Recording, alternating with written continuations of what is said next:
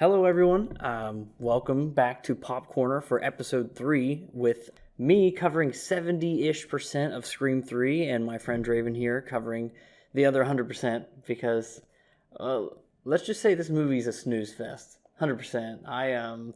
We recorded this one, or we actually watched the movie a little bit later than usual for me, and I am much like a very senile person. If you don't catch me at my right bedtime, then I'm going to be crashing on you. So, and my integrity on the line here, I definitely fell asleep a couple times while watching this one. I ate my popcorn though, so I guess there's that. Anyway, if you don't know, this is a podcast where we watch movies and we kind of talk about one movie per episode. Right now we're going through the Scream franchise and we're going to be going all the way up until the week of Scream 6 coming out, in which case we'll try to get an episode out probably a little bit later than usual, but also as soon as possible that we can. As I said, we are watching Scream 3 today, which is a 2000 film, the original end to the Scream trilogy by Wes Craven. But this time around, I don't think either of us are going to be as positive on it, though we may have slightly different perspectives. So with that being said, I'm going to toss it to you not being the audience, of course, because I don't care about your opinion unless you comment, but rather my friend Draven here. I need to cut this because I had to cough that whole time. That's all right. Let me get a sip. I should leave it in, actually. Chaotic energy. Yeah, just chaotic energy. People are just like, oh man, look at this loser. Okay. All right. So as I take over here for this little segment here, I just want to talk about that Scream 3 is a very, very interesting film in the entire franchise because Scream 3 is seen as the, what do I want to say, adopted son of the franchise.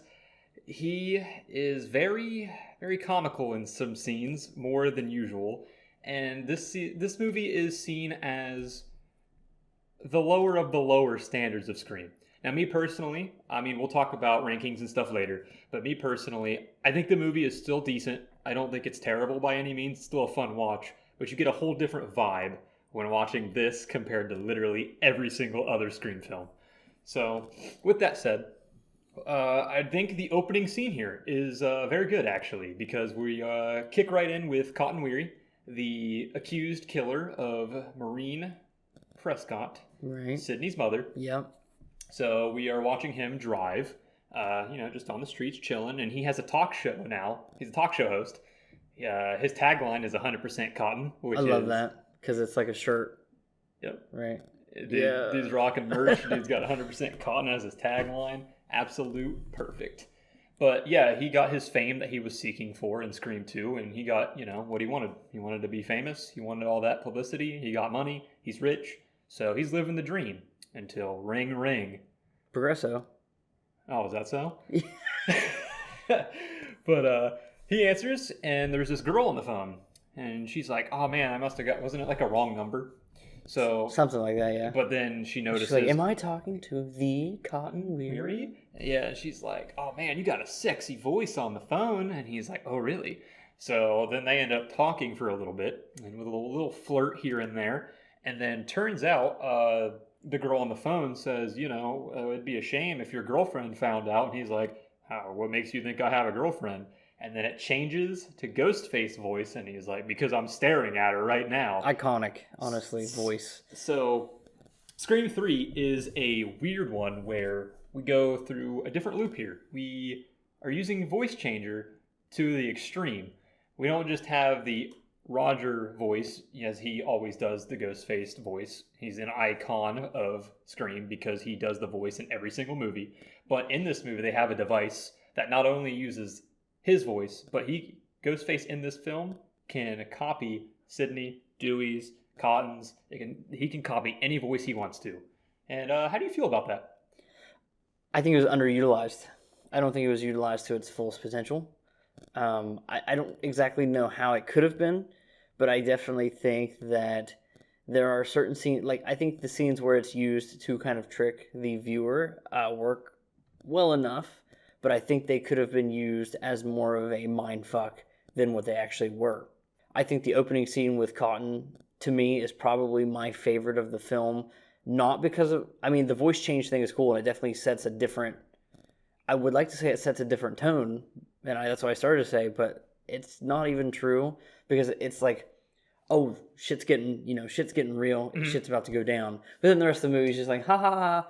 It's like a Marvel movie when like it's like, oh wow, Thanos is showing up and he just makes dick jokes the whole time. And I guess if that makes any sense whatsoever. Oh, for sure. I don't know. I think it could have been used better in a more serious, in a film that took itself more seriously, and not even a more serious film because the other two Screams weren't. But yeah, I know what you're saying. I definitely agree here. I think the tone of this movie betrays its own plot elements, and that's why it's looked down upon. And I agree. Whatever the reviews say on IMDb, like 5 point something, I think they're generous. Really? I think the bangs take it down a whole other point. Honestly, I agree as far as the voice changer. I think it was a cool concept. We never see it again. I would like to. Spoiler That's alert. something. Yeah, I was gonna say that's something they never bring back in the later films. Though there's only 2 more after this. That's a cameo right there that needs to show up. And because we're not gonna talk about it. Yeah. That's another video. So I think the voice changer was cool. I know some people were kind of iffy on it. Some people were like, I don't know, because like technology like that doesn't really exist at this time, or if even now in 2023, I don't really know. I don't know. We're getting pretty close with AI, but I mean, it's you kind of hook up to a computer. Maybe do a Skype call, but then it's like you got to be friends with them. Yeah, I was gonna say it's not just like a random. It's not device. a phone call. Yeah. You're not just talking into it. I don't really think that's a thing. I mean, maybe like the CIA might have something like that. I mean, they might be packing. Maybe that's where they got this voice changer from. But if we found out, they'd have to kill us. For real. Don't kill us, anyone listening on. But I do think that it could have been utilized better. I agree. Because there are scenes where it is used, but it's not used as often as you'd think. Going into this movie, watching the opening scene where it gets used, you're like, oh man, this is going to be interesting. They're going to use this through the whole movie. They're going to screw with the characters' heads. And though they do that sometimes, it really is only sometimes. And I think it's executed well enough, though it could have been used way better. But once you get to hear the voice change and you figure out Ghostface is using this, then he goes back to his normal voice. And then Cotton's like, who is this? And then he ends up, just speed running and just straight going over the speed limit, going in the opposite lane to get back to his house to save his girlfriend. He was playing Simpsons Home and Run. Home Run. All right. Homer Simpson. Cotton Weary confirmed. That's what he's playing. That's it. So when we get the remake of Simpsons, he's going to be the voice actor, correct? Hit and Run, that's it, right? Yes. Home Run. Why did I say Home Run? Simpsons Hit and Run, the voice actor for Homer is going to be Cotton Weary. Damn. Confirmed. No, it'd be like Gears of War where they have the alternate skin for Dave Bautista. Okay, yeah. It would be Cotton. Just Cotton Weary driving around? Yeah. Oh, that'd be amazing. Different art style, everything. It just goes super serious, graphical wise. Yep. But he races home. He gets home. Well, before he gets home, you see the girlfriend showering, and then some rock music turns on from the radio, and she's like, Cotton? Not well enough. And then, yeah, you're right. But she ends up walking over while she's still soaking wet, by the way. This comes into play later. But she goes over saying, Cotton, and turns off the radio because the radio was blaring music. And then, obviously, Ghostface comes around, and she's like, oh, God. And then she runs to the, through the hallway that she just walked through, and then slip.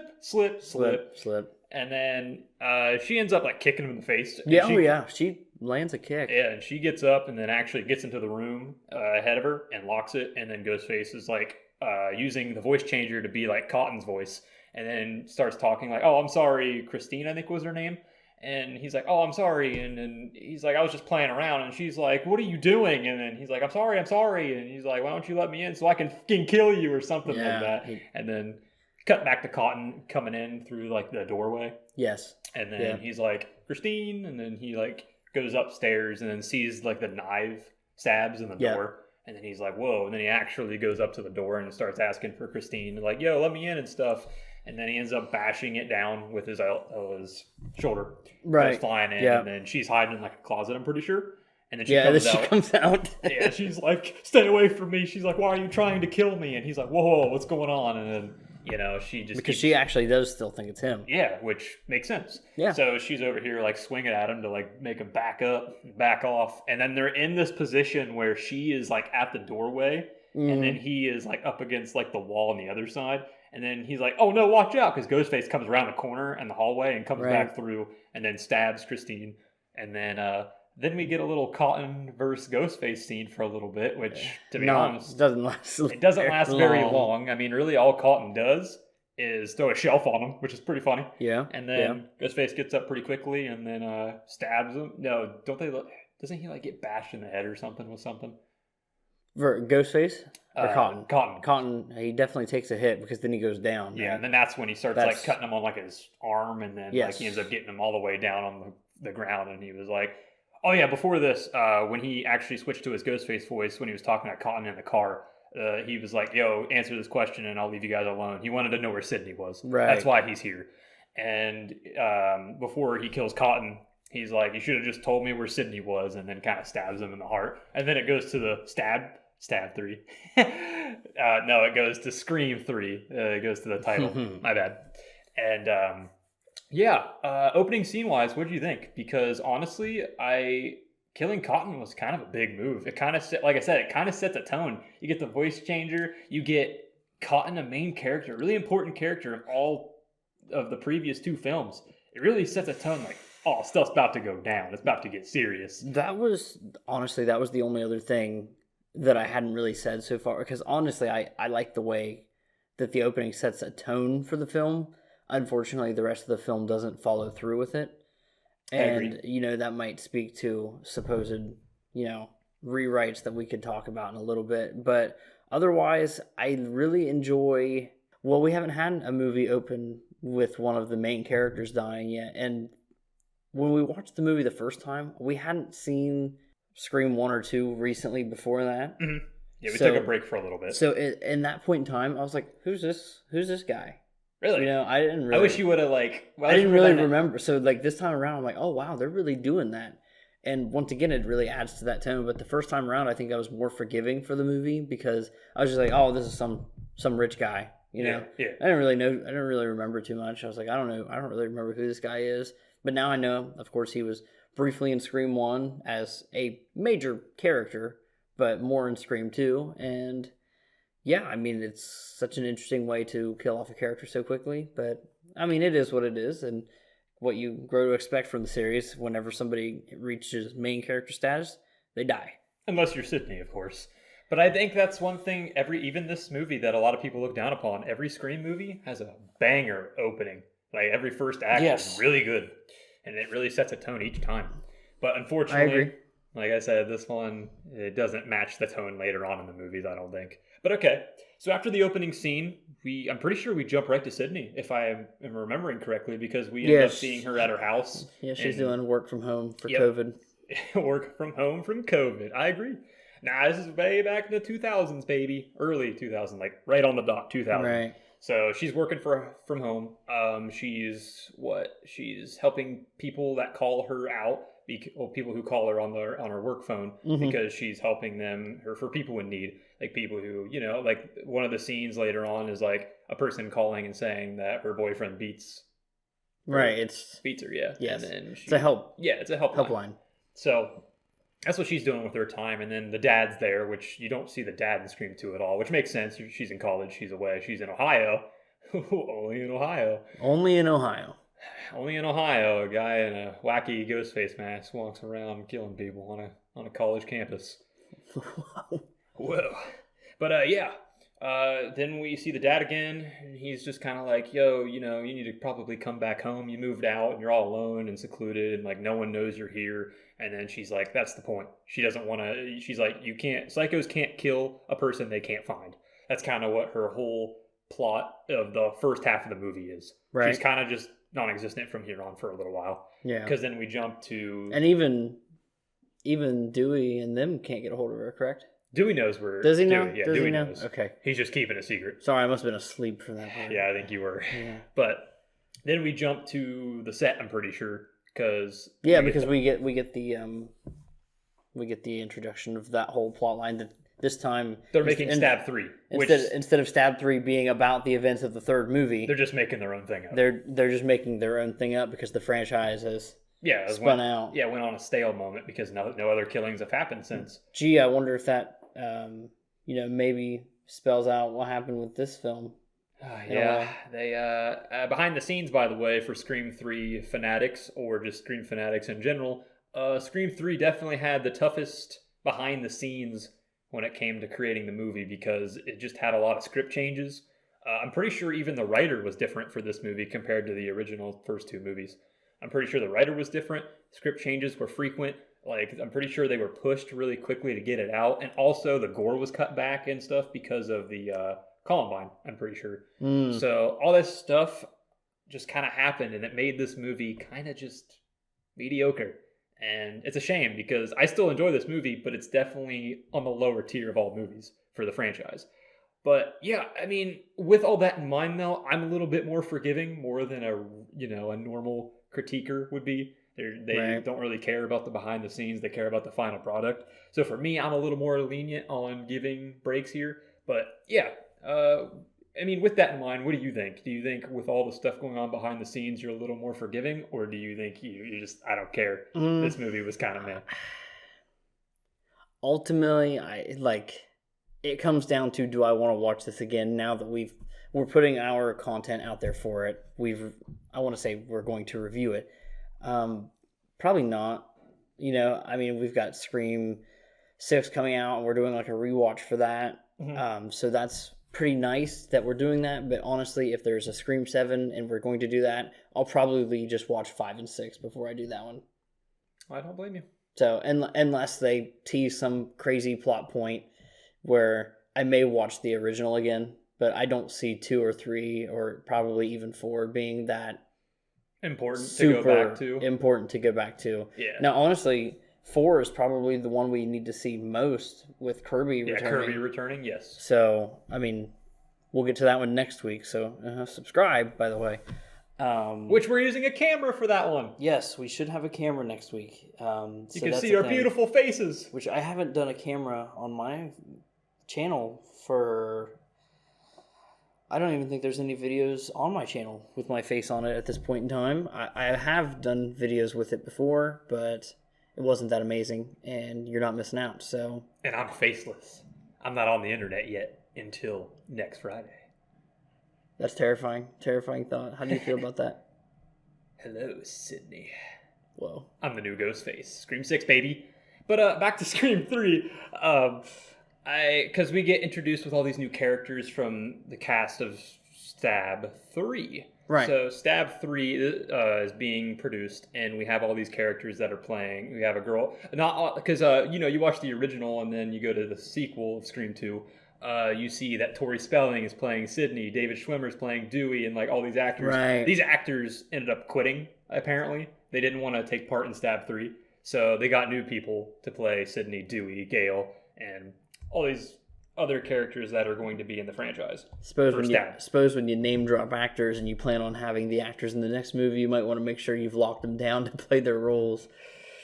But honestly, I think the most jarring thing about this movie, and I don't think it helps the tonal shift of this one, is that a lot of the actors that we're starting to see in these ones are a lot more recognizable. Mm-hmm. And I think that also, I mean, some of them were already around, so I don't know. It's just a lot of comedy. It's different because when you think of Scream 1 and 2, especially 1, all of them were new.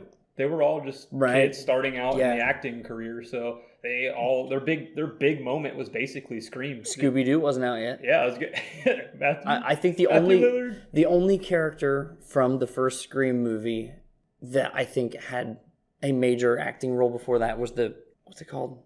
The principal. Yeah, the principal. Yeah. Henry Winkler, I believe. I'm still sticking to that, by the way. In this one, you have, like, off the bat, you've got the director with Lance Hendrickson from Aliens, Detroit Become Human for you gamers with a hard R at the end. Got Carrie Fisher. Carrie Fisher from Star Wars, of course, and she makes a basically self-referential joke that she's a lookalike. Yeah, we got Jenny McCarthy.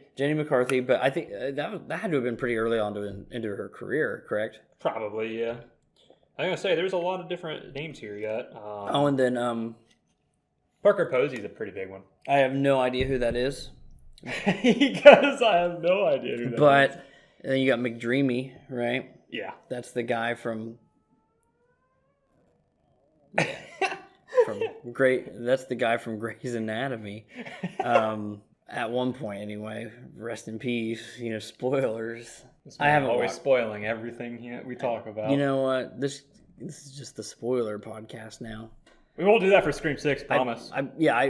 Scream 6 will be no spoilers, so you can invest, or at least we won't do for the first half. Yeah. Yes. But yeah, we got all these characters. We got all the characters. The whole movie of Scream 3 is basically your original trio. You got Gale, Sidney, and Dewey, and then all these new characters that are playing. Minus Gale's hair. We don't talk about Gale's hair. That is the most negative thing I can say about this movie, and that's saying something. I shiver. I chill. I question that hairstyle every day. But yeah, and then all the extra actors here that are playing in this movie that have a major role, quote unquote, is all the characters that are playing in the Stab movie of the characters we know and love. Right. So we go from this, and they're working on Stab 3, of course, and the Hollywood set that they're working on is Sydney's original house. You can see Sydney's original house lined up right there, and then you have Stu's house. Right. Like, the set has the OG houses. Yes. And that's what they're working That with. was really cool to see. And it was especially cool later when it gets to Sydney. Yes. When Sydney's there and she kind of has her moment with it, I think it's really cool. But at this time, we see Dewey and Gale kind of meet back up together. They're bickering and fighting like normal. And then they find out that Dewey is kind of sitting aside protecting the Gale actor, which is now, was it insinuated that they're dating? Is that no? They weren't dating. They weren't dating. See, I got the vibe that it was like maybe Dewey would have been like, he wouldn't have said it in front of Gale, but the girl kind of laid it on like, oh yeah, well he's mine now, and he's telling me all about all this and that. But maybe that's just me, just looking too much into it. Maybe that's me reading too much into it. But like, I don't think it's never addressed again. I don't think it was ever confirmed. But yeah, he's over there hanging out with the Gale lookalike, and which is played by Parker Posey, of course. Her name is Jennifer. That's the Gale, and she is the most prevalent one out of the actors here because all the other ones are kind of there hit and miss. But Jennifer, the Gale lookalike, she's in here quite often actually. Yeah, I think that's my favorite. Like, if we're talking about plot points throughout the movie and like looking at the trio of characters, I think Sydney's story was interesting, kind of staying off the grid and then eventually having to step back in, and then the kind of familial connection later on. That's very interesting. But I think Dewey was kind of just here in this movie. Yeah, sadly. Gale was on a mission, but she wasn't. Gale was a little wacky in this film. I don't think Gale had a good story either, but I think that the pairing of her and real and fake Gale was her and Jennifer definitely made Gale spicier here. Yes, it was a really fun plot point, and I think that made it fun in a good way, as opposed to, I just don't think that Dewey had any point being in this movie, and honestly, other than the fact of being like, hey, we have to have the whole trio here, which it is what it is. I just don't think he should have been in it. I think they should have gave him a movie off. Which really? I know they weren't planning. Well, I guess it was the end of the. Yeah, it was originally planned to be the end here. So pretend right now that this is early 2000s because this is it. This is the wrap up of Scream entirely. Let me put it this way then: terrible end for Dewey's character. You don't like the ending? Ending. Specific ending. Okay, we'll get to that later. Terrible journey. Terrible journey, but good ending. There's no. We look at these three characters like they're the hero, but there is no hero's journey for Dewey. He's just there until he's concluded. Concluded, yeah. Yes. I agree. So here, after we meet all the characters, we also meet Roman. Roman is the director of Stab 3, by the way. That is Lance Hendrickson, correct, from Aliens? Yeah. Yes. No. Not Roman. Roman's the younger guy. Yeah, he is. Yes. Yeah. Sorry. He is... what's that, the producer? Am I thinking producer? Yeah. Role. Okay, the producer role is played by him. Yes.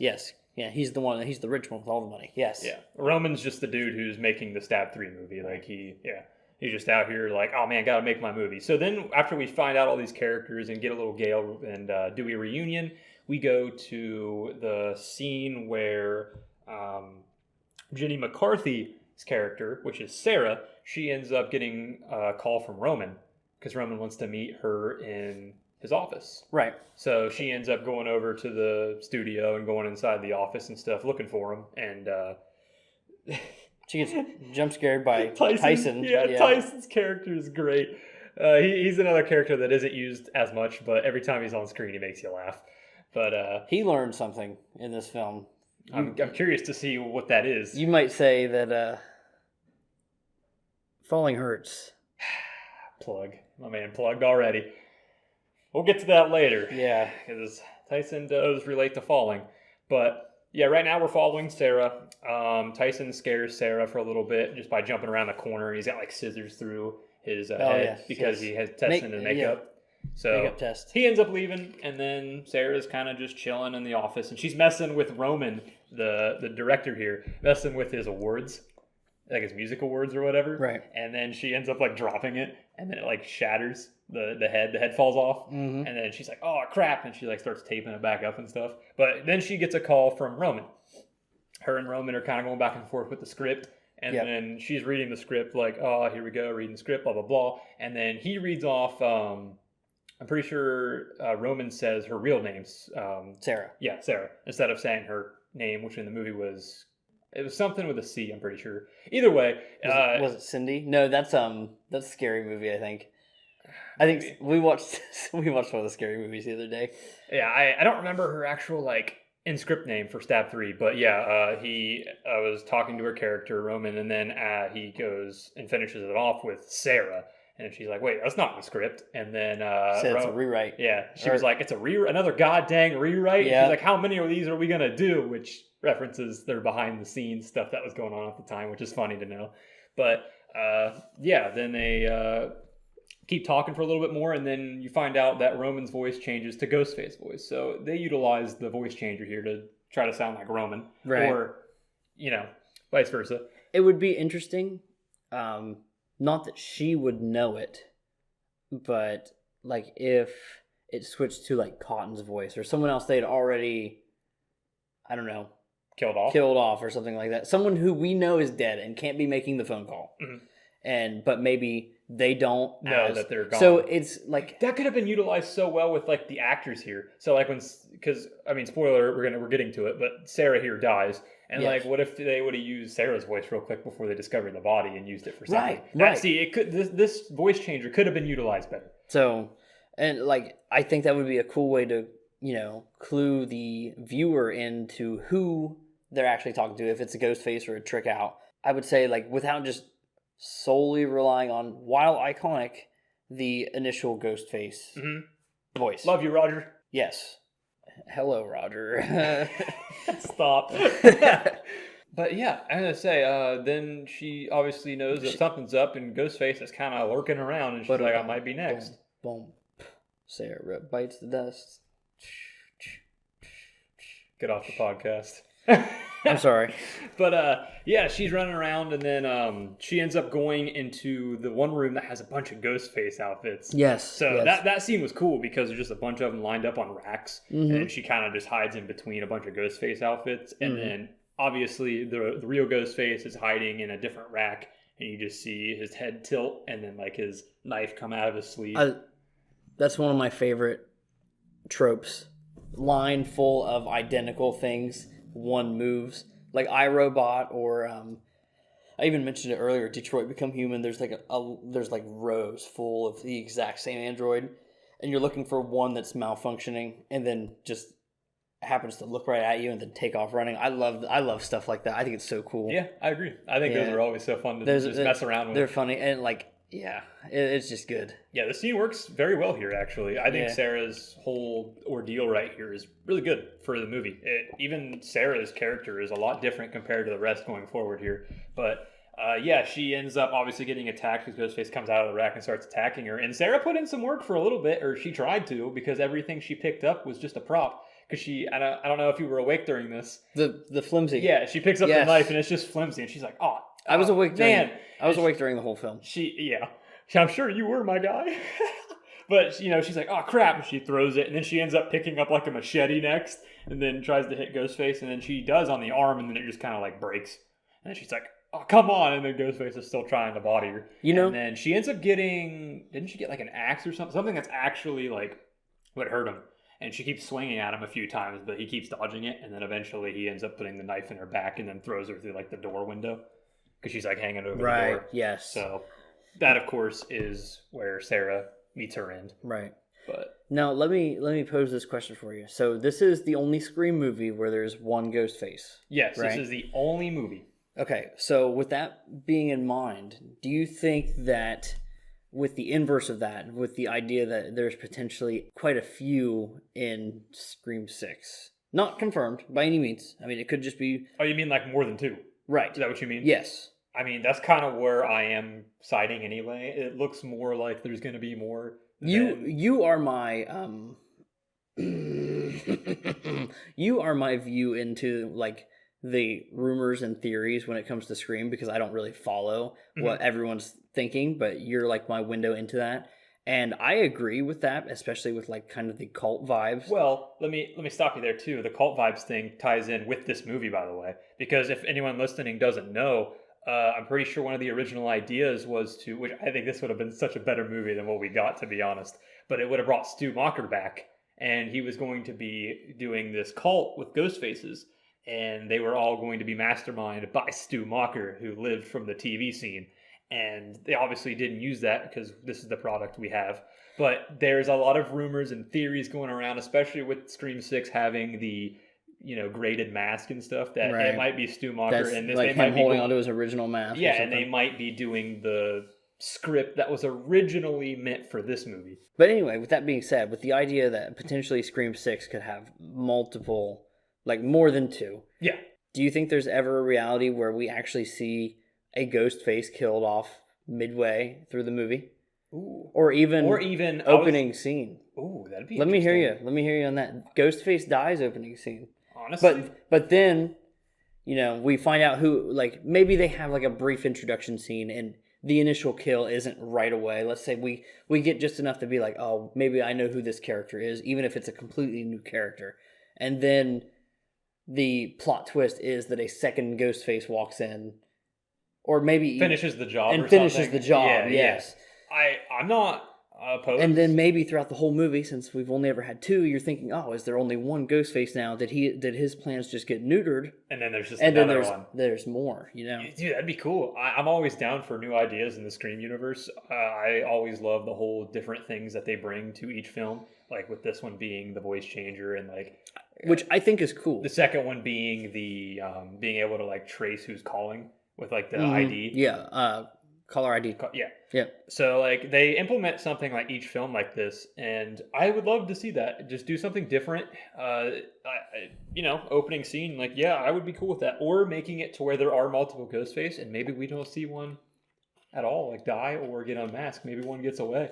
Well, yes. I think it'd be really interesting to see what we're gonna do with this next film. But all in all, yeah, I'm down for new changes and seeing what they can bring to the table.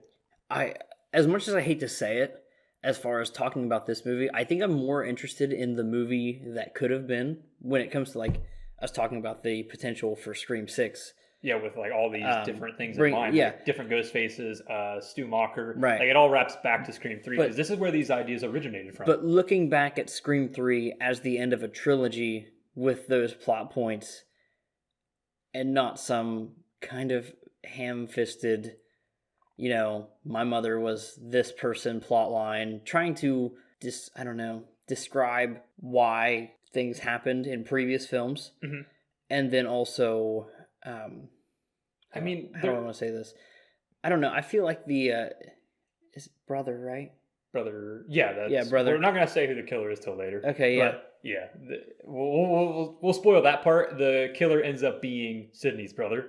Sorry, so. I didn't know how we were handling these movies because they're older, but I don't know. I just think the idea of it being someone tied to the original movie would have been a good wrap up. It would have been a good, yes, like a good, like, oh, okay, he's Send back the for series more. off. Send it off. That would have been. I think if they would have done that and they would have done it right, I think they could have successfully ended it. Yeah, I was gonna say, because originally this was it. We didn't get it. This was 2000 is when Scream 3 came out. Scream 4 didn't come out till 2011.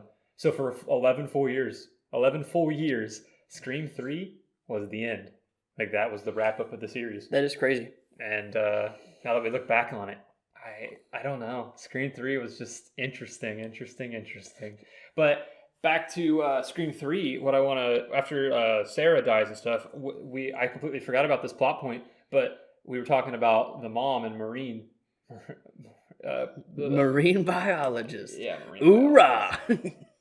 Oh my god. Anyways, freaking the mom's pictures is being put where the crimes have been committed. Right. So each dead body that shows up, there is a picture Right. of the mom, of Sydney's mom. Yep. And the whole point is to figure out what's going on here. Why is he leaving these, and like what's going on? Mm-hmm. And I'm pretty sure after this scene, we end up kicking into, like, aren't we jumping to Jennifer's characters? Like, you go to Jennifer's place and like Dewey's over there and like Gail comes over. And this is where you like kind of get more insight of her bodyguard, Jennifer's bodyguard, which is, hey, Peter. Joe Swanson is protecting Jennifer. Yes.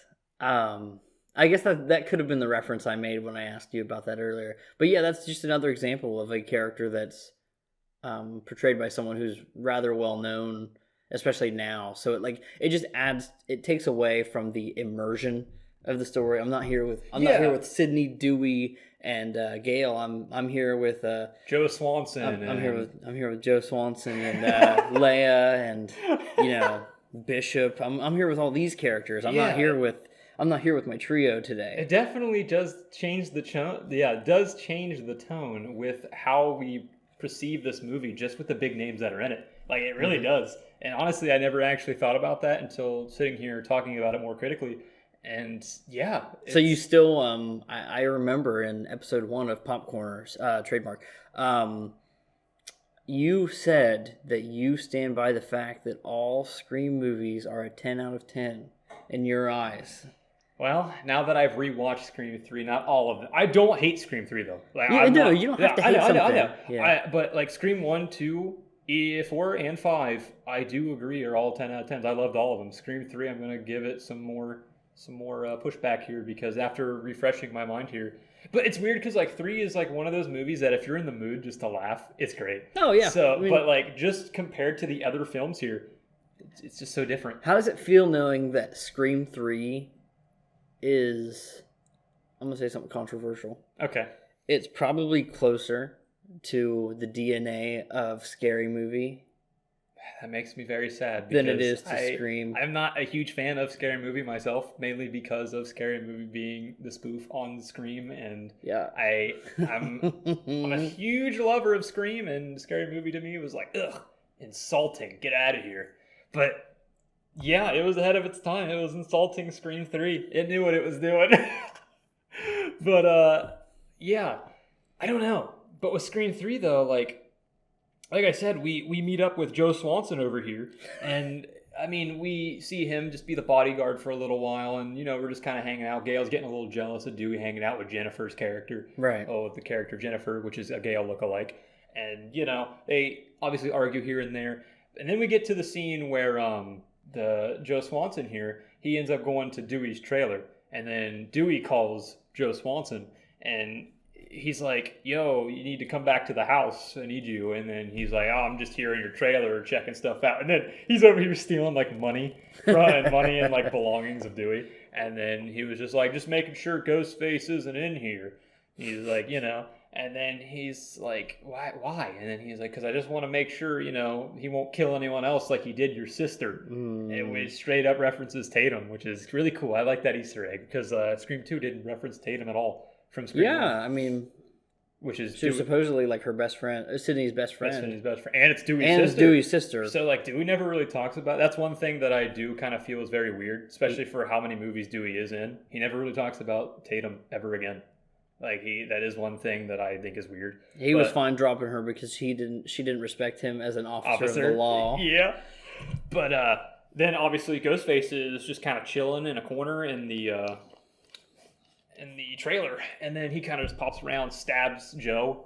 I'm just gonna keep calling him Joe Swanson. He's Joe. He just keeps stabbing. He stabs Joe in the back, and then he's like, "Oh man!" And then Joe obviously fights back a little bit, punches and stuff. Yep. But then inevitably, Ghostface ends up like kicking him into the wall because the knife is still on his back. Right. So then the knife obviously goes more into his back, and then obviously ends Joe, or I mean, I guess paralyzes him. I guess that's what made Joe paralyzed.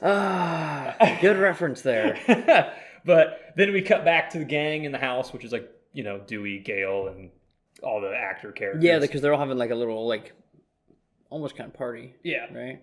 And they're all just kind of chilling, vibing, talking about the Scream movie, or the Stab movies. Right. And I think at this point too, they established that the killer is killing based off the script.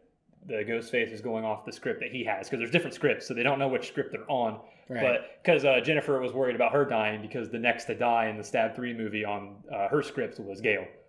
So, right. So they were all like worried on who was going to die next, because whatever script the Ghostface read, that's the order he's killing these people. But then the bodyguard comes walking around, the house up to the front door, and they look out there, and he's just like, drop, and then he just kind of like falls down. Falls over. Yeah. And then this scene's great because all of them are freaking out, and then Dewey has his gun out, and then like a person kind of like jumps through this door, and he goes, oh god, and he like puts his handgun up, and he's like, oh my god, and he like puts it down. He's like, whew. And then one of the other actors comes from behind him, and he pulls out his gun again. He's like, "Oh my god, okay." They're all like getting worried, and he's like, "I'm overreacting." And he puts his pistol away. At least he's not walking around with finger guns the whole movie this time.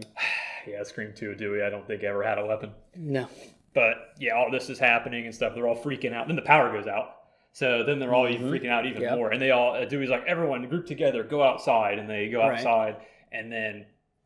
This is early 2000s, so the fax machine gets used here. You hear like the like, what is it? Because at first they thought the phone was ringing, like they thought one of their phones were ringing. They're checking, they're like, not mine, and they're like, the fax. So they all run back in there, and then Ghostface is writing his own script. So he's just like, I will give mercy to the one who. And then they all end up going back outside. He's like, he wants us to stay inside. Is what the script is saying, to stay inside or whatever. Mm-hmm. And then Dewey's like, he wants us to stay inside, so that means he doesn't want us to be outside. So let's go back outside. And they're all panicking. And then they eventually all go back outside. Then another paper comes out of the fax machine. And then the Dewey actor, not the real Dewey, but the actor who's playing Dewey in Stab, goes back in. And then he starts reading the paper. And he can't finish the sentence because it's too dark. And he's like, and it's the part where it's like, oh, give mercy to the one, and then he ends up lighting a lighter to like read it, and it's like, to the one who smells the gas, and then the entire house just explodes. Yeah. So the Dewey actor passes here, and then all the other remaining characters, which is Dewey, Gale, Jennifer, which is again Gale's lookalike actor, and then Sydney's lookalike actor. I don't remember her name. It was. Let me see here real quick. Angelina, I'm pretty sure. Jolie. Pretty sure it was Angelina was her name. Because they all start rolling down the hill. But you don't really see Angelina for a while because you end up seeing... you mainly focus on Dewey being wacky, falling down. Right. And then Dewey ends up getting up and just yelling, Gale! And then Gale is on one side, and she's like, Dewey! And then you go to Jennifer, and then Jennifer's like, Dewey! Like on the opposite side, so he's like... A little bit of a love triangle. But he ends up picking Gale. Right. So he ends up going for the real Gale. And then Gale's over here by like this... van or car. I don't remember if it was a van or a car or what it was, but it was a vehicle. And then Ghostface pops behind it and then goes to attack Gale. And then Dewey shoots and actually successfully hits him. Shoots Ghostface, and then he falls down and he kind of like rolls under the car. And then he goes up to Gale and then like asks if she's okay. And she's like, yeah. And then looks under the car and around, and he's nowhere to be seen. But the paper is placed on the ground. The picture of the mom, another picture. Right. And then Jennifer, the Gale actor comes around from the other side, and she's like, "Where were you? You were supposed to be protecting me." And she's like, "My bodyguard's dead. My home's destroyed. Like, you should be coming to me." Right. And then that's when like Gail just straight. Oh no, Jennifer like punches or hits Dewey, and then Gail just gets ticked and just punches her. And There's she's something like, about Gail and Jennifer punching. is just like, "My lawyer loved that," and she's like, Gail's like, "Not as much as I did." Nope. And then after this, you just see Angelina, the Sydney actor, come around like the tree on the other side, and they're like, she's like, "Is everyone okay?" She's like, are we okay?" And then they're all like, "How'd you get over there?" And they were kind of just like, sus. Misdirect, but one I fell for initially. Yeah, because when you initially watched this the first time, This time I just fell asleep. I mean, yeah, this time he just fell asleep. Yeah. But originally he thought it was the Sydney actor, which is Angelina, and he also thought it was Kincaid, which is named Mark, the detective, which we haven't really talked about yet, but I don't really think he's in it that much at this point so far. Because he doesn't really kick in too much until like he's in some scenes, in some of the scenes, but he's not really too prevalent until Sydney shows back up. Right. So after this, I'm pretty sure we actually cut back to Sydney. And this is where Sydney is still at home, just chilling. I'm pretty sure this is the part where a lot of controversial things happen, because this is where the mom ends up having her little ghost form thing, because she ends up like falling asleep and she's having a nightmare, but then like the mom comes up like through the gate, comes up to the window, Right. and she's like, "Oh, Sydney, you should have saved me, blah blah blah." And then like she starts banging on the window, and Sydney's freaking out, and then like Ghostface pops up and like slashes the window, and it breaks, and then she wakes up and she's like, feels out of place. How do you feel about those scenes? The scenes with the mom? Because this is just the first one. There's a few. I don't know. I wish they weren't used in the way that they were to kind of make us feel an emotional connection, not to the mom necessarily, but to Sydney's guilt for the whole situation. Well, we kind of already knew she felt guilty. Well, anyway. I know exactly. That's what I'm saying. Like it wasn't really needed. So right, and it wasn't, and it just. I mean, we'd never really had flashbacks like that before. Mm-hmm. I mean, everything was handled, like even in the first movie, with eventually finding out more and more of what happened to Sydney's mom in that movie. Like spoken word works just fine, and if they can't handle it that way, then I don't see why this type of storytelling was needed to be employed. It felt lazy, and it felt out of place, and I think that really speaks to my overall thoughts for this movie. And quite frankly, having seen what I've seen of this movie twice, that's how I feel overall. No, I don't blame you, because I'm not really a fan of the mom scenes myself. I think that's one thing that I noticed when rewatching here. I was like, sometimes I'm forgiving of it, and other times I'm like, I don't know. So like, it's just one of those hit or miss things. Some people enjoy it, some people don't. I don't think it's too terrible, but I also don't think it's implemented very well either, because like we were saying, it's not really needed. So at this point, this is when like Sydney's back working on her stay-at-home job, and then you hear a voice that sounds familiar, at least to her, which is her mom calling and talking about how, "Oh, I killed someone," and Sydney's like, "Well, you need to be calling 911, not me." And then she's like, "Oh, I killed someone," and she starts like crying and stuff. And then she's like, your voice sounds so familiar." And then obviously it changes to Ghostface voice again.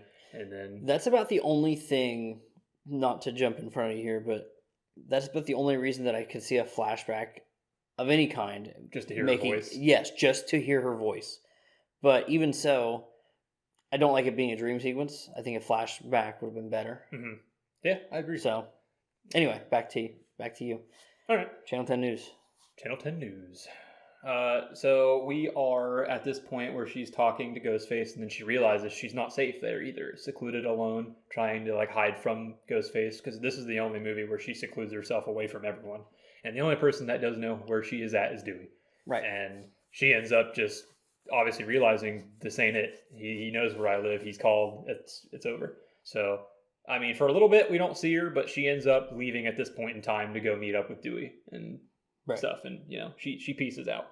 So while this is going on, I'm pretty sure we move on to, and that kind of splits at this point. This kind of is the point where each of the characters, while they've already kind of been separated, but they're all kind of split off to kind of figure out what's going on. Mm-hmm. Like Sydney goes to the detective, right? Or ends up there. Yeah, she ends up, because after this, I'm pretty sure is the scene where like after the last incident where like the house blew up and all this and stuff, and like this is where they're in Mark Kincaid's office, and he's trying to get Dewey to spill the beans on where Sydney is. He's like, I want to talk to Sydney, because he's trying to figure out more about the mom, because the mom pictures are being left around, and he wants to figure out what's going on. And also the last picture, the one where he left when under the car when he got shot, rolled over and left that picture. Okay. Behind it, it says, I killed her. So everyone's like, what's this mean? So it ties in later. Right. But right now, everyone's like, what's going on? As a first-time watcher, you're like, okay. So anyways, we're back at the office here, and he's just like, I need to know Sydney and stuff. And then apparently like the call came from like Dewey's phone or something, because Dewey being Dewey, Dewey was like, only you, Mark, used it. And same with Jennifer, I'm pretty sure, was the other one who used his phone. And then I think they were trying to discuss on getting a hold of Sydney and stuff. And then Gail was just like, do you remember Sydney's number or something in your memory? And then he just kind of looks up and he goes, huh. And then Gail's like, in your phone memory, you idiot. And he's like, oh. Dewey just being Dewey, being dumb, being the best character. And he wanted to know it off the top of his head. He just wasn't there. But at this point, they obviously are like, Mark is really pushing towards getting Sydney. And he was like, listen, he's like, the father didn't even really know much about Maureen Prescott. And right. He's like, Sydney's not going to know much either, because she lived her own life, like a double life, basically. It's like, she thought she was like the perfect innocent mom, but obviously that turns out not to be true. Right. So Dewey ends up leaving or whatever, and like leaving the office, and he ends up trying to call Sydney again, because then this is the point in time where he's like, Sydney, come on. And he's like, I'm just calling again to pick up. And it's like my third time calling you and stuff, because at this point, Sydney has left the house. So she's not there to pick up the calls. Right. And then right after like that, he like turns around and Sydney's kind of like coming through the door. And then Dewey just kind of like looks away. And then he looks back. He's like, Sydney! Got to do the double take. So, they end up meeting, having their reunion, the hug. And, okay, just to randomly cut here. Something that happens in every Scream movie, there is a reunion between Sydney and Dewey where they like hug and stuff. Yes. Scream 5 never had that. I just want to point that out, and I'm sad about it still to this day. That is sad. Spoiler alerts on Scream 5. But, well, kind of. I mean, it's, But anyways, back to Scream 3 here.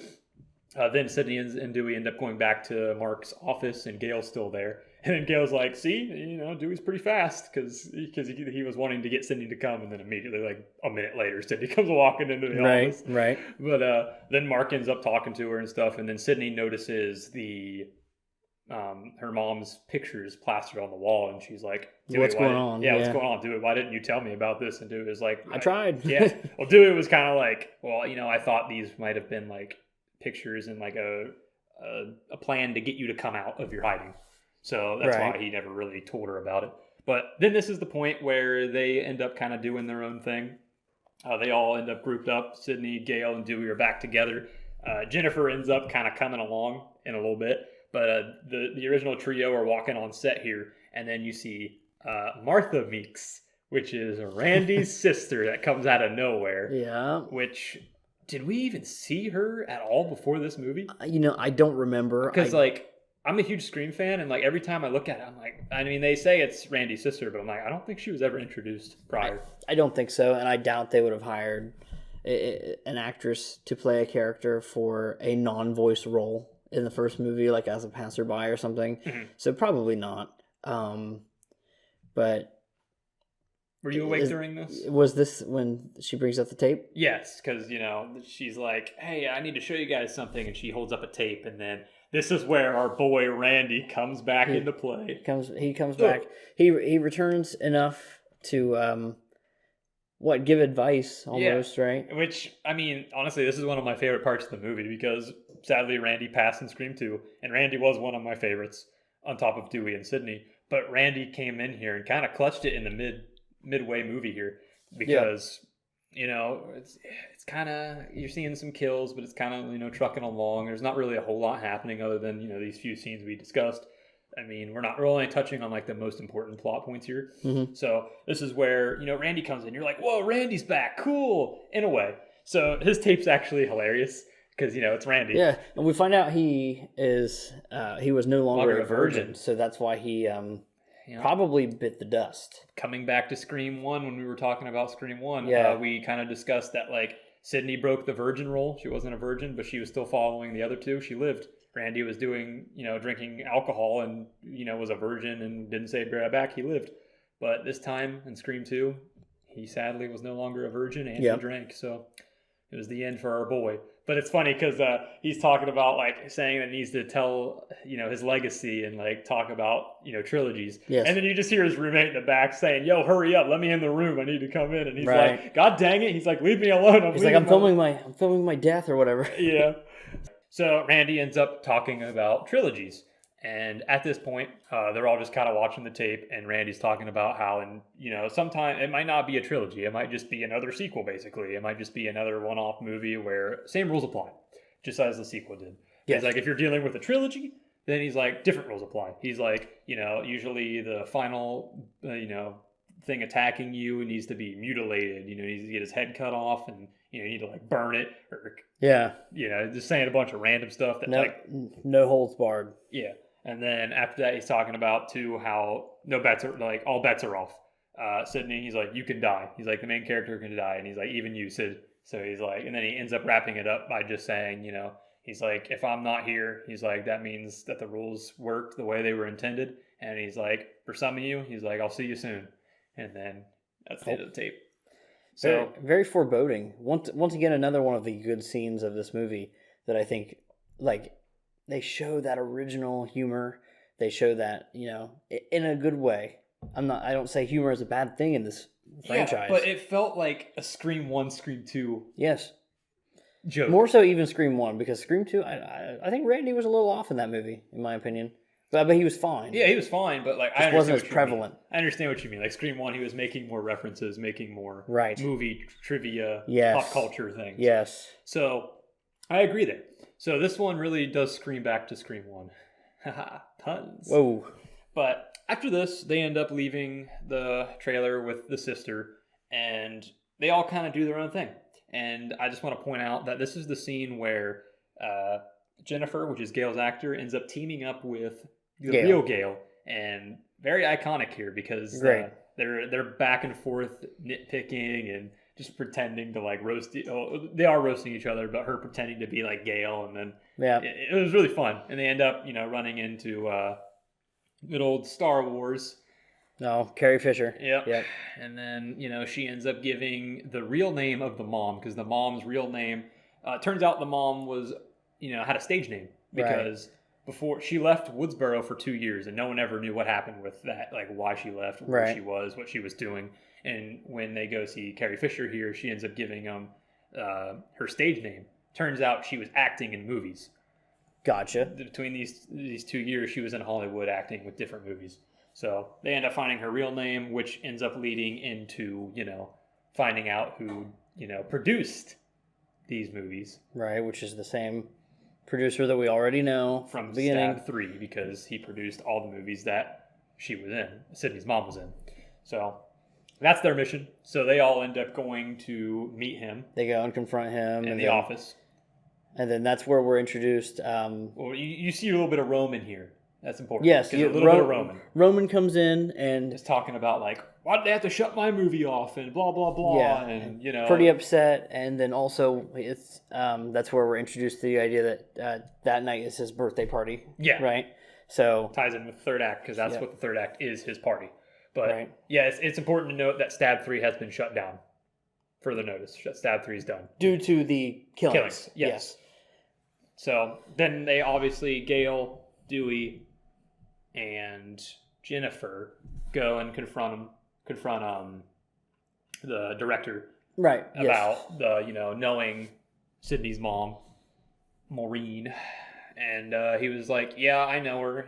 She was under a different name at the time. And he was kind of just like, things happened to her that, some innocent souls may not like. And he was just like, she may have, got the bang-a-lang with some dudes. And he's like, everything that happened to her, she didn't invite, like, those type of guys. Right. And then after this, we end up Sydney, I think at this point, is kind of just No, this is the part where Sydney's in the bathroom. This part's cool because this is where she's in the bathroom, and then you see the feet under the stall. Yes. And she ends up kicking it open, and she has her taser out. So she's Right. packing this time. She's Sydney's packing.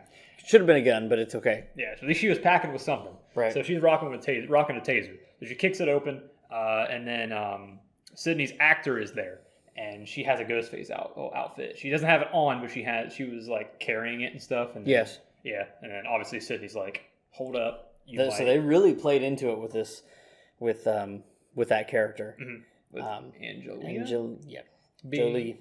Yeah, something like that. She wasn't really that prevalent, so it doesn't really matter No, too but much. but it was weird because as opposed to Scream 2, where they didn't really tease too much of who it was, but it just kind of happened. There was like a lot of misdirects in this one, which I did appreciate that more. That structure was better here. I think that it's weird because like all these misdirects are literally for a character that never gets misdirected once. So for the actual killer, like, yes. So obviously you get this misdirect that maybe Sydney's cast character here is the killer, and then she ends up. This is why I brought this up because this scene's really really cool because this part is where she ends up leaving. Sydney's actor leaves the bathroom. And then she leaves something on the floor or something, and Sydney picks it up, and she's like, "Oh, yo, Angelina," or whatever. She like walks out of the bathroom, and then no sight of her. But this is where Sydney's all alone on the set. So she is over here just like looking at the set and seeing Stu's house and seeing her original house.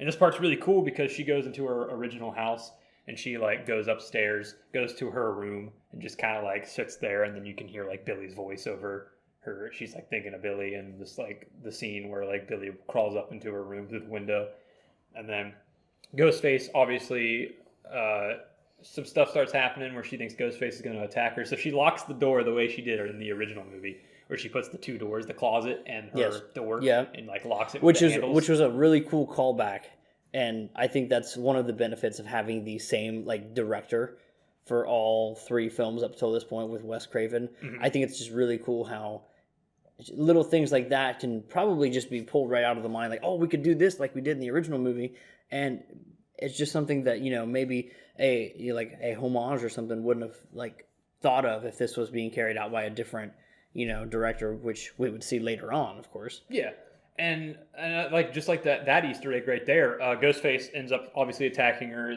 through the window, and they start tussling around on like the table with all the food, right? And then she ends up like running back to her set of her original house, and she like closes the door, and she's like looking out the window, and then Ghostface like swings open the closet from behind her and attacks her, right? Just like in Scream 1, where when Ghostface was telling her to go out on the porch, and she's like, "I call your bluff," and she ends up going back in the house and locking it, and then same closet, he comes out and attacks her. Yep. So certain things like that is really cool to witness in this movie, especially if you watch the original movie.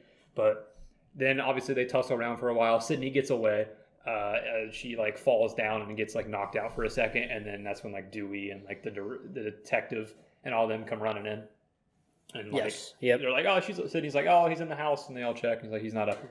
Right. So all this wrapped around, then Sydney's kind of just chilling in the detective's office, and this is where the third act comes in.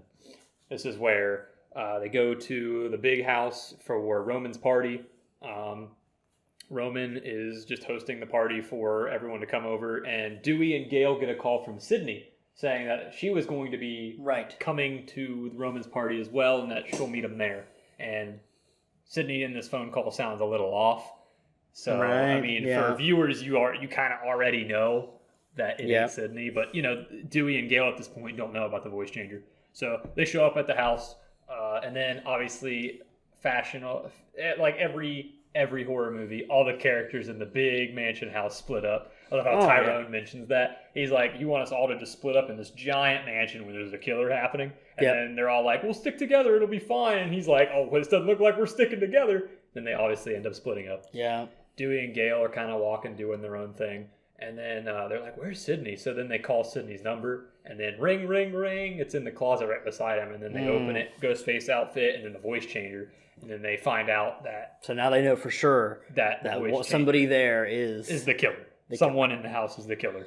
So, and at this point, too, Sydney's still chilling at the detective office with Mark. Right, And right. they're just doing their own thing, talking about life, and being like, "Oh, what's your favorite scary movie?" Sydney asks Mark, and Mark's like, "My life." Yeah, very, very edgy. But then they're doing their thing. Roman and Jennifer with each other. They go.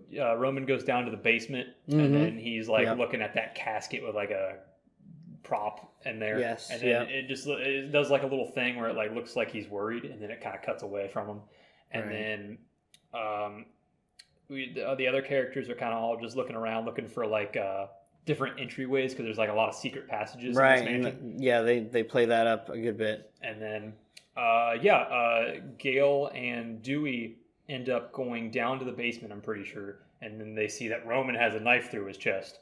No, it was just Gale. Dewey wasn't there, so Okay. Gale ends up going down there and being like, "Oh God!"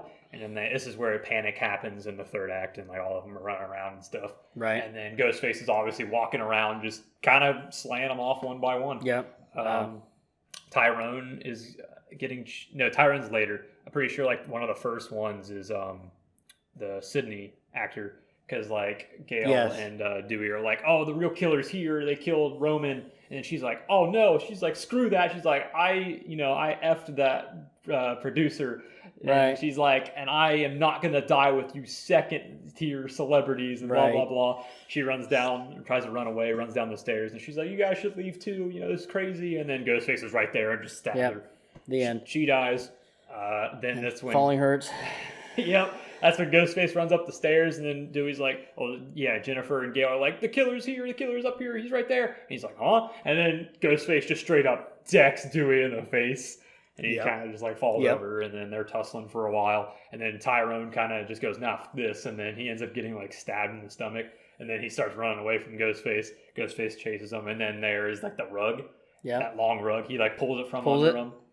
Tyrone falls. Done and for. then, he's just kind of laying there. Ghostface picks him up, Out the throws him window. out the window, and then he just They show him later, and he's just like, well, does that lead into Sydney yeah, that's when actually Sydney showing shows up. Because then she sees him, and she's very calm about it. Actually, very, very serial killer-ish, in my humble opinion. Yeah, because during all this, Tyrone's dead, and then Jennifer is like, she ends up like getting split up between, because all that's left is Jennifer, Gale, and Dewey. Jennifer Right. gets split up. She's like in the behind the passage part, and she's like through those see-through windows. She can see out of it and see like Gale and Dewey sitting in like the bedroom, but Right. they can't see her. Right. Ghostface is back there too, so she's like pounding on the glass, like, Dewey, blah Yeah. blah. And then Ghostface obviously kills her, but while she's like fighting back, Dewey's shooting all the window, Yeah. the glass Yeah. mirrors. And then ends up seeing the secret passage, but when he shoots the one where Jennifer Jesus, God, that scared the fuck out of me. Jesus Christ. Oh, that was scarier than that whole movie. So Jennifer is fighting back, and then Dewey ends up shooting the windows. Right, yeah. Mirrors. Yeah, just shoots them all, and Yep. then when he gets to the one that Jennifer's at, she just kind of falls over and she's dead. Yeah. And then this is when Gale and Dewey kind of like fight them, and like they get split up too, because Gale ends up tussling with Ghostface by the basement door where like Roman died at. Yes. And they tussle down the stairs, and then he gets knocked out, and Ghostface is knocked out, and then Gale is like, "Oh, Right. Dewey," and she doesn't want to like say it loud, because anytime she says anything loud, he kind of just like swings his knife like crazily. Right. So she ends up calling Dewey, and Dewey's like, "Gale," and he's like, "Where are you?" And she's like, "I'm in the basement, whatever." And then he gets ready to open the door, and he's like, "Wait a minute, how do I know this is you?" And then she's like, "Just open the fucking door." She's like, "It's me." And he's like, "Isn't that what a killer would say?" And then he ends up opening the door, and then Ghostface gets back up, throws the knife, and somehow just kind of like hits Dewey in the forehead with the bud. Doesn't With even the like, wrong end. yeah. And then Dewey just kind of tumbles down. That's the end of this scene. That's it. And then Ghostface ties them both up to chairs, and then this is where Sydney comes in, because Ghostface calls Sydney and was like, "If you alert the cops by any," he's like, "I'll kill Dewey and Gale right here, right now." And he's like, "If you come over here," and he's like, he's like, "I want you." He's like, "I don't want them. I want you." Right. So she ends up taking off by herself. She ends up showing up. That's when she walks to the pool and then sees Tyrone just kind of laying there on the ground. Yep. Then she gets a call from Ghostface. Ghostface is like, scan yourself with this metal detector, because when she left the detective office, she takes a pistol. Right. Then she like scans her whole self and then gets to her leg, and then Ghostface is like, take it out. And then she takes it out, and then he's like, throw it in the pool. Throws it in the pool. Yeah. Also, before we get into it, another Easter egg I forgot to mention.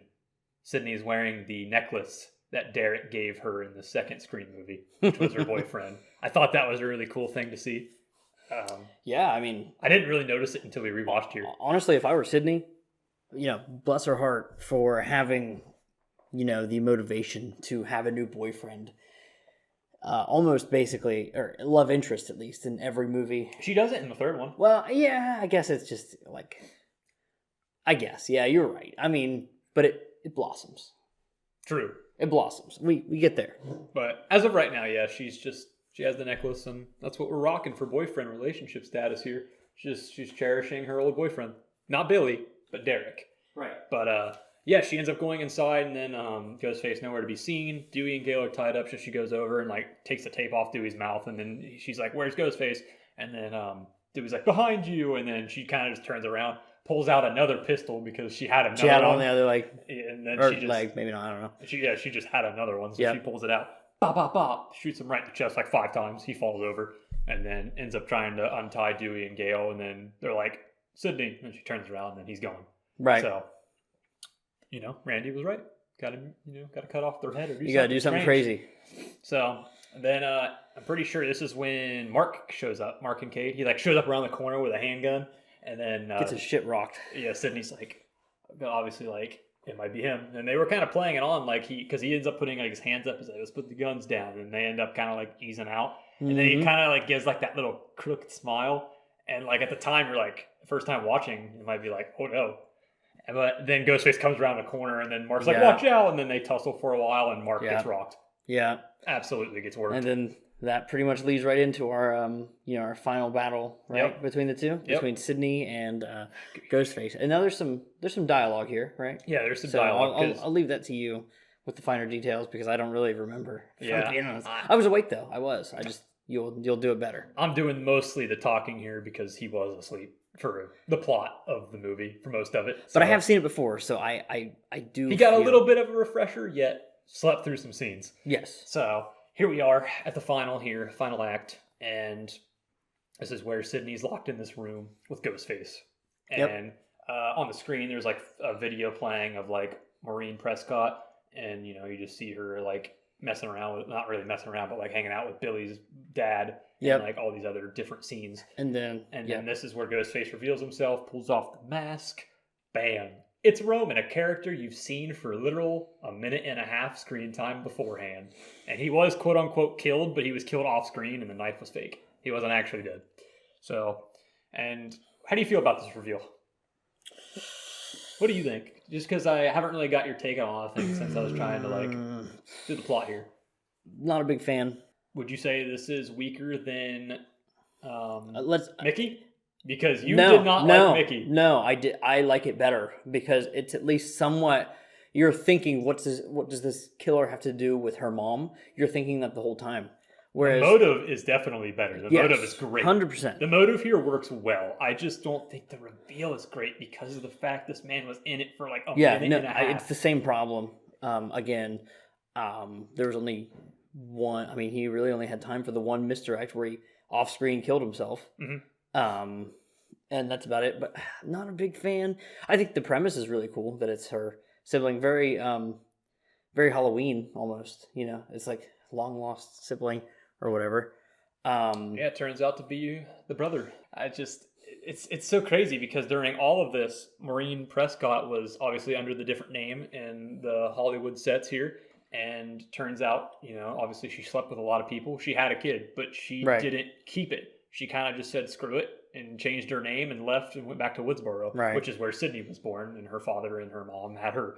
So Roman was just kind of an abandoned child. And this is where his motive comes in, saying, yo, I'm the long-lost child that my mom never cared about me. And, we're siblings, so I'm just going to kill everyone and get my revenge, basically. Mm-hmm. So that's where the motive comes in.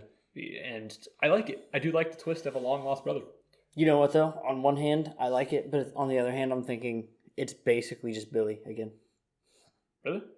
What do you mean? Mom abandoned him. Oh yeah, just yeah, a little bit gotcha. earlier in life.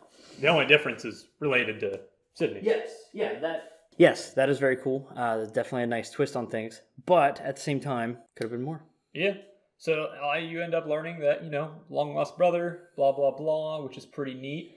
But then obviously they do their final fight here, which I thought the fight was cool. Sydney, Nev Campbell, always puts in so much effort with her character. And like I just think all her scenes are iconic, and she does so well in these scenes. But they're like talking to each other, and she's like, why you kill people, Roman? And he's like, it's your own fault. You have no one to blame. She's like, take some responsibility for your actions. And then he just kind of just gets mad. Respect. And then gets mad and just tries to attack her. And they go and at it for a while. And then obviously it looks like Sydney's going to win for, the end here. But then, because what happens is I'm pretty sure he drops the gun. And then, no, he drops the knife. Ghostface drops the knife. Mm-hmm. And then she ends up getting it. And then he was looking for the knife.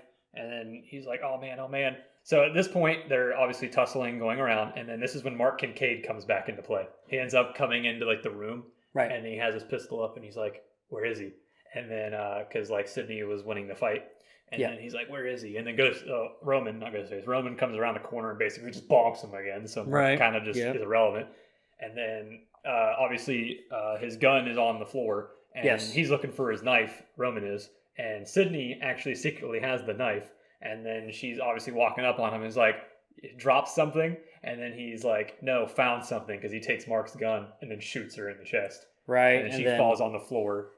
And he thinks he's gotten away with it if it wasn't for that dastardly bulletproof vest. Yep. Because when Sydney shot Ghostface at the time, which we now know as Roman, at the part where Dewey and Gale were tied up, Ghostface got up and left. He was fine. It's because he was wearing a bulletproof vest. But Sydney obviously was wearing one as well here. And then she ends up being behind like the bar area. Yes. And then she ends up popping up and stabbing him in the back once and then stabbing him again twice. And then he falls over. And then he's just like, oh man, how are you not dead? And she ends up pulling up her shirt and it's the vest. And she's like, guess we think alike. And then he was talking about like his movie still being made and everything. Still got to make my movie. Yeah, I still got to make my movie. And Sydney goes, stab 3? And then ends up stabbing him for the third time through the heart. Yeah. And then they kind of hold hands as he dies. And then Dewey and Gale just come running in after all this is over. And they're just kind of like, what's going on? What's going on? And then they're like, Roman. And then after that, it's kind of concluded because, before the conclusion, they end up like, all right, that's it. It's over. And then obviously Scream fashion, Roman gets back up because he's not dead. Yeah. So he comes back for one final scare. Gotta shoot him in the head. As Randy would say. And Dewey is over there with his handgun just shooting him in the chest like 10 times. In the head, Dewey, the head. He goes, what? And she's like, in the head. And he goes, bop. Bam, yeah. And down goes Roman, and then that's the end of Scream 3. Other than the conclusion, where we see them at Sydney's estate or whatever you would, a little ranch. Yeah, her little ranch, and then you see Dewey and Gale on the porch, basically. Another cool Easter egg is he actually has Gale's book, the original book that she wrote over the Scream 1 events. So caused so much drama and controversy between the friends at the time. Yep. And then he ends up asking Gale if she would sign it for him. And she's like, you don't even like that book because, she called him a bunch of mean things in there. Right. And he's like, come on, I just want to sign. And then she ends up opening it to sign it. And then this is Dewey proposing to Gale. Who they are in real life married. At the time. By this point in time. Yes, I guess they're divorced now. But I just thought it was a very cool scene. And honestly, as a conclusion, again, Dewey getting to that point as well as Gale, so-so. But as a conclusion, I think this is a good place to end the characters overall. Like a good way to end them. Yeah, I think as far as the end goal for Dewey and Gale, I think this is kind of good. I thought their journey in this movie was a little weak compared to Scream 1 and 2, definitely. But I do think in the end their conclusion was worth it. That's kind of the conclusion we all were hoping for, that they would get together. And then Sydney, her conclusion is she ends up walking into her house And then they were all kind of like Dewey, Gale, and Mark is there too. See, they did get a little bit more. Yeah, Mark's in there a little friendly, bit. Friendly. And they were all like, "Are you coming to watch the movie?" And then Sydney's like, "Yeah." And she ends up walking to turn to go into the front room, and then her front door opens slightly, and then opens all the way from slightly to all the way, and she kind of just looks back at it. I hate this. I hate it so much. I'm curious as to know why after I say it. But yeah, the door opens all the way, and she looks at it, and she's like, and she kind of just walks into the front room. She leaves her home completely open to bugs. I don't even care about killers, to bugs. But it's like a metaphor that like she doesn't care. She's not scared anymore, She feels secure. Yeah, she's over it. But bugs. Yep. Tell that to the next two films. Well, the next two films, she's still in that state because the next two films, she just doesn't give a care anymore. She's not scared anymore. The first like two films, and then even in the beginning of this film, she is. But after that, she's over it, and it stays very, very on par in 4 and 5 because she doesn't really care. She's over it. She's like, "Let's just get this over with. Let me beat you, or you beat me." Right. But that's the conclusion of Sydney, Dewey, and Gale at this point in time. This was the end of the franchise as we knew it in early 2000s until 2011, Scream 4. So as far as Scream 3 goes, the original trilogy is now over, and we are rocking on to no more films. So, with this being the conclusion at the time, with 4 and 5 not in your mind, and 6 no longer obviously being worked on, this is it. This is Wes Craven's franchise. What do you think? Do you think that this movie is a good ender? Do you think this movie is good at all? Do you think any positives at all? I think I'm curious to see because most of this was me talking about the movie since you did sleep through a lot of it. So I had to kind of talk more. And I really want to know your insight on it as a whole because I haven't really heard too much on it. So let's hear it, my guy. I do have positives for it, but I do think this is the weakest of the three. I think where 2 had a lot of redeeming qualities and the first one was phenomenal. I think that number 3 here, especially as a finale, I think is especially disappointing. I think the tonal shift, you've got 1 and 2, and then there's 3. There's like the ugly stepchild, whatever you want to call it. Even with knowing all the stuff that went behind the scenes? Yeah, I mean... that doesn't change your ultimately, opinion. It's still... I mean, the product at play is the product at play. Yeah. So, I mean, I can be sympathetic, sure. I can say, oh, well, it's better than not getting anything, I suppose. But it wraps up characters well. I think it introduced a lot of characters in this one. I think the film does feel kind of bloated in that regard as well. I mean, we were talking and you had to double check some names as we were going. Yeah. I didn't know most of them to begin with. Even as a huge Scream fan as myself, like there's so many characters and it's hard to really remember any of their names. That's why when I was talking about it, most of the time I'd be like, this person's actor. Right. Or an actor of this person because it's just so hard to remember their names. I thought the premise of, the shooting of Stab 3 had outpaced the actual killings within the universe. Yeah. I thought that was a cool premise. Did we even talk about that? I thought that was funny. A little bit. Because Scream 1 and Scream 2, they made Stab movies of each, but then no killings have happened, so they were just kind of making up their own thing for Stab 3. And that's consumerism for you. But then you've got, let's see, the voice changer. I think it was cool, but I think it was underutilized and it wasn't utilized to its full potential. Would you like to see it return? Yes. In the future? Yes. So like 100%. Scream 6, they brought it back. You would be cool with it. I would be cool. You dug the idea. I would honestly prefer that if there is a supposed cult of ghost faces where they are kind of celebrating the legacy of Ghostface, or they're honoring the legacy, that each of them kind of takes on a different persona of Ghostface. Mm-hmm. Not that they've honestly been that different throughout the franchise, but I mean, Scream 3 Ghostface uses a voice changer, and then different scenarios like that maybe handle things in a couple different ways. In each one, you could kind of tell. Dude, I would love that because like they could even play it as like let's say they lined up with 1, 2, and 3. one of the ghost faces that is the killer is like the person that they are pinning it on so hard, like how Billy was always pinned on super hard. Right. Like maybe they pin a character really hard, and that ends up being that character because they're playing it like Billy. And then obviously like the mom being like in the background shadows all the time. Like maybe they do something like that with a character that's a ghost face, or like this movie, just being with the voice changer and stuff, and like the way they act. Some are more silly, some are more serious. It would be fun to see them play. I like that idea. I do like that a lot. I think, unfortunately, that Scream 3 fails to deliver any kind of meaningful conclusion that doesn't feel forced. And while that may be the issue of script writing and different things like that behind the scenes, I don't think it excuses the fact that it ultimately doesn't fit with the other two to make a cohesive trilogy. And therefore, I'm going to have to give this movie probably a 5.5. Ooh, that's pretty low, especially compared to the other two. I think Scream 2 you rated like what, a 7? I think 7, willing to go either way. 7.5. Yeah, yes. 7.5.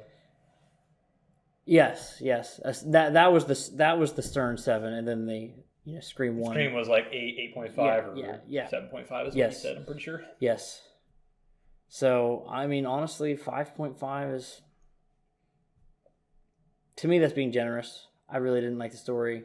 I didn't like much about it. I thought there were cool plot points, but I mean, you have to have more than cool set piece moments or plot points to get to the whole story. I kind of assumed you were going to do it lower anyways because it didn't even keep your attention to stay up very often. So yeah, but to the movie's defense, that was more on my sleep schedule than anything else, unfortunately. But yeah, no, so 5.5? 5.5. All right, I'm not even going to argue with that. As for myself, I actually do enjoy this movie to an extent. I think that there are some awesome scenes here.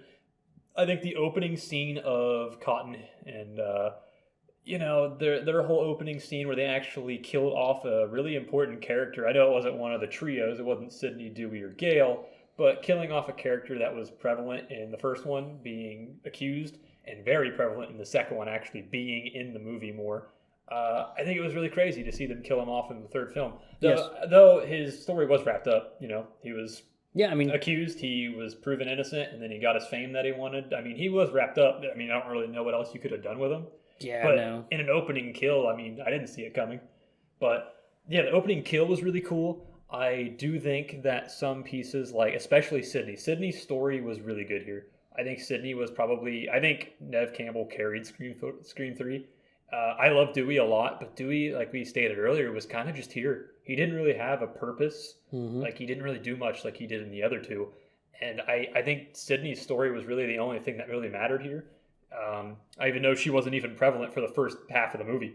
Like, yes. I think that's why this movie is also weak. That says a lot. Yeah. That the most prevalent character also wasn't really in half of it. Well, I think Sydney, too, is the only character that stayed like her character. I think Dewey was still wacky and stuff, but he didn't really have a purpose, like we just said. But Gale was wackier. Like, I don't know. There's something about Gale in this movie that isn't just her bangs that just throws me off. I just feel like she's a lot more goofier and a lot more just stupider. I don't know. Yeah. There's something about this movie that just makes her different to me. She was always matter of fact and like more calculated. In the first two, yeah. Yes. In the first two, she was more this time careful. She was more impulsive, yes. Yeah. So I just Sydney's story was definitely the carry here. I do dig the mom backstory, though. I don't like the mom flashback. Not flashbacks, but like the mom scenes where like she actually comes up on the screen. Dream sequences, yeah. Where the dream sequences, and then you had the part in the house where like she's under like the dead.